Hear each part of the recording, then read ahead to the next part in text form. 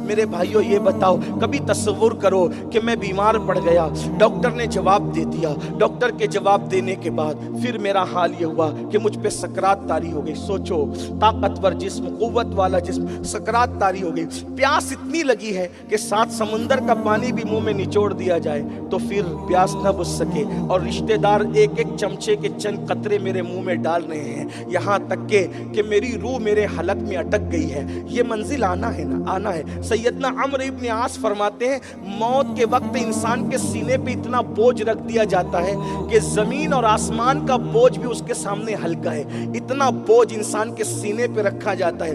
انسان کو یوں لگتا ہے میں ناک سے نہیں بلکہ سوئی کے ناکے سے سانس لے رہا ہوں۔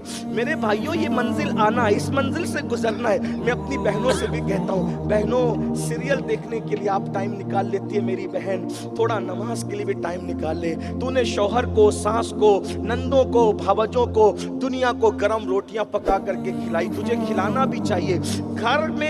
گھر کا کام کرنے والی عورت کو اللہ پاک اس کی راہ میں جنگ میں شریک ہونے کا ثواب عطا کرتا ہے، لیکن آپ سے کہتا ہوں میری بہن، تو نے روٹیاں جن کو پکا کے کھلائی نا، وہی شوہر تیری موت کے بعد یہ منصوبہ بنائے گا، بیوی تو چلی گئی اب اس کے بعد کیا؟ یہ حال ہے۔ ساس سوچے گی بہو تو چلی گئی اس کے بعد کیا؟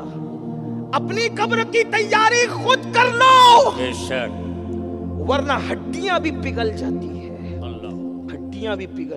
اور ایک بات آپ سے کہوں، اگر کوئی یہ سوچتا ہے کہ بڑھاپے میں سدھریں گے، جب کسی کے قابل نہیں رہیں گے تو خدا کی طرف پلٹیں گے، تو یاد رکھ لو اگر آپ نے یہ سبق پڑھ لیا ہے کہ کبھی بھی توبہ کریں گے تو وہ قبول ہی ہوگی۔ کچھ لوگوں کا تو دماغ یہ بن گیا کہ جیسے معاذ اللہ ہماری توبہ قبول کرنا اللہ پہ فرض ہے۔ امید بھی رکھو مگر یہ بھی سن لو، فرعون نے ڈوبتے ڈوبتے توبہ کی تھی مگر آواز آئی وقت ختم ہو گیا۔ قرآن اس کی توبہ کے بارے میں گفتگو کر رہا ہے کہ اس نے ڈوبتے ڈوبتے کہا تھا میں اللہ پہ ایمان لایا، لیکن کیا ہوا؟ وقت چلا گیا۔ جب اس کے لیے وقت چلا گیا، اللہ نہ کرے کہیں ایسے وقت ہوش نہ آئے کہ وقت چلا جائے۔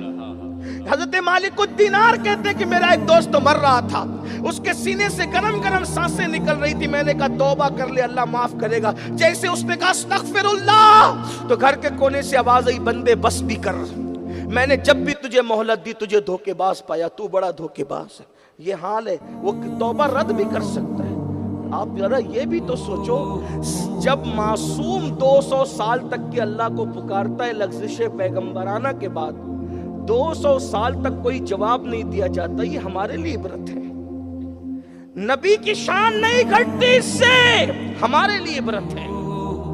نہ وہ گناہ تھا نہ وہ خطا تھی، وہ تو لغزش پیغمبرانہ تھی، لغزش معصومانہ تھی، لیکن 200 سال تک کے ابو البشر دعا کرتے رہے، کوئی جواب نہیں دیا گیا۔ یہ بات بار بار سنتے ہو، پھر بتاؤ حضرت آدم علیہ السلام نے کوئی گناہ تو نہیں کیا تھا، کوئی خطا تو نہیں کی تھی، لغزش پیغمبرانہ تھی، اللہ کی مرضی تھی، ہزاروں کروڑوں اس میں حکمتیں تھی۔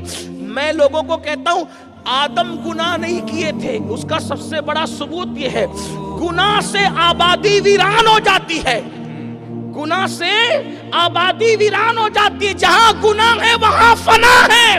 اگر آدم کی لغزش پیغمبرانہ گناہ ہوتی تو ویرانہ آبادی میں کیسے تبدیل ہوتا؟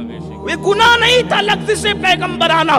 آپ مجھے بتائے شجر ممنوعہ ہاتھ میں آیا تو جنت سے باہر نکال کے کپڑے بھی واپس لے لیے گئے، 200 سال تک جواب نہیں دیا گیا۔ سود کو ہاتھ میں لینے والوں اور پیٹ میں ڈالنے والوں اپنا کیا بنے گا؟ اللہ، حرام لقمے کو ہاتھ میں لے کے پیٹ میں ڈالنے والوں اپنا کیا بنے گا؟ سود کے دھندے کر رہے ہو نام بدل بدل کر، جتنا برا سور کھانا ہے، خنزیر کھانا جتنا برا ہے اس سے بڑھ کر سور کھانا برا ہے۔ کیوں؟ اس سے بڑھ سور کھانا جتنا برا ہے اس سے بڑھ کر سود کھانا برا ہے، کیونکہ سور بھی حرام ہے، سود بھی حرام ہے، مگر سور کھانے والے کے لیے اللہ نے جنگ کا اعلان نہیں کیا، سود کھانے والے کے لیے اللہ نے جنگ کا اعلان کیا ہے۔ جس سے اللہ جنگ کا اعلان کرے قرآن میں، بتاؤ وہ قوم عزت کے ساتھ زمین پہ کیسے رہ سکتی، وقار کے ساتھ زمین پہ کیسے رہ سکتی؟ آج شکایت نہیں کرتے ہو ہمارے ساتھ یہ ہو رہا ہے، ہمارے ساتھ وہ ہو رہا ہے؟ ہم نے کہا کرتوت بدلو۔ قرآن کہتا ہے وما اصابکم من مصیبت فبما کسبت ایدیکم، تم پر جو بھی مصیبت آتی ہے وہ تمہارے اعمال کی وجہ سے ہے۔ تو آئیے میں جو بات عرض کر رہا تھا جلدی جلدی سے آگے بڑھتے ہیں۔ اللہ اوپر تھوڑا تصور کرو، موت ہمیں آ رہی ہے، موت کی آخری ہچکی ہے، گلے میں روح اٹک گئی ہے۔ کبھی تصور کرنا، لوگ موت کا سن کے ڈرنے لگتے ہیں، یہ کیا چھیڑ دیا مولانا نے، یہ کیا چھیڑ دیا حضرت نے، یہ کیا چھیڑ دیا سید صاحب نے۔ اس لیے موت سے اتنا ڈرتے ہو؟ ڈرو گے بھی تو آئے گی، تیاری کرو گے بھی تو آئے گی، محبت کرو گے بھی تو آئے گی، آنا ہی آنا، ایک لمحہ پہلے بھی نہیں، ایک لمحہ بعد بھی نہیں، آنا ہی آنا ہے۔ ذرا سوچو تو صحیح، جب محبوبوں کو موت کی لذت چکھائی جاتی ہے تو میں اور آپ کون ہے؟ لیکن اتنا یاد رکھنا، جو موت کی تیاری کرتے ہیں وہ سکون سے مرتے ہیں، مسکراتے ہوئے دنیا سے جاتے ہیں۔ جو موت کی تیاری نہیں کرتے اللہ کو بھول جاتے ہیں، پھر وہ دنیا میں روتے ہوئے آئے تھے روتے ہوئے جاتے ہیں۔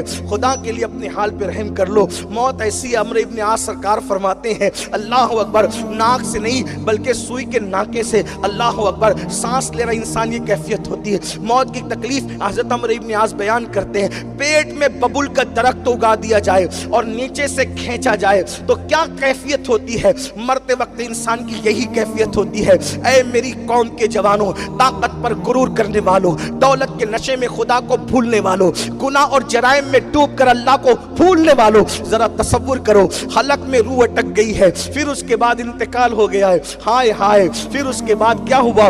غسل دیا گیا، کافور لگایا گیا اور انتہائی سستے کپڑے میں کفن کی شکل میں لپیٹ دیے گئے۔ کتنے وہ لوگ ہیں جو زنا کی اڈے آباد کرتے ان کا کفن مارکیٹ میں آ چکا ہوتا ہے، کتنے وہ لوگ ہیں جو شادیاں کر رہے ہوتے ہیں ان کا کفن مارکیٹ میں آ چکا ہے۔ اتنے سارے لوگوں میں کتنے ہوں گے جن کا کفن آج مارکیٹ میں آ چکا ہوگا؟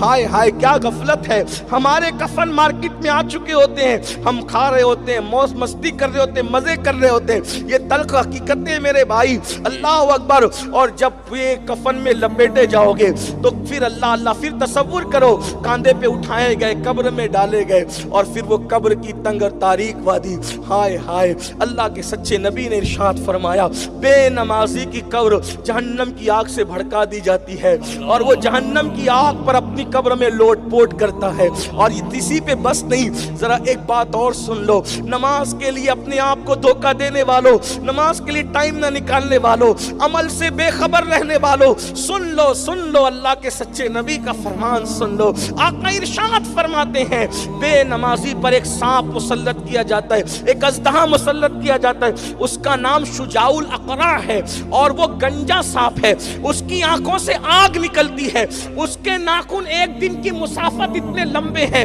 اگر وہ کسی کو ایک بار ڈنک مارے 70 گز زمین میں انسان دھسے۔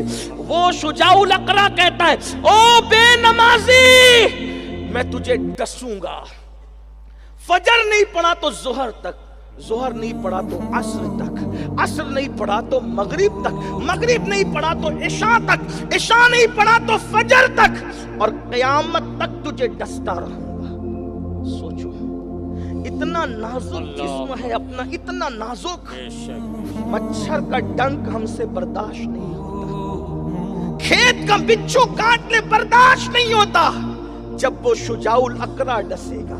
یہ مولوی صاحب نہیں کہہ رہے، مصطفیٰ جان رحمت فرما، جس کے کہنے پر اللہ کو ایک مانا، جس کے کہنے پہ قرآن کو اللہ کی کتاب مانا، جس کے کہنے پر دین کو اسلام مانا، سچا دین مانا، وہی رسول فرما رہے قیامت تک قبروں میں شجاع الاقرع، وہ گنجا سانپ جس کے مارنے سے انسان 70 گز زمین میں دھسے گا۔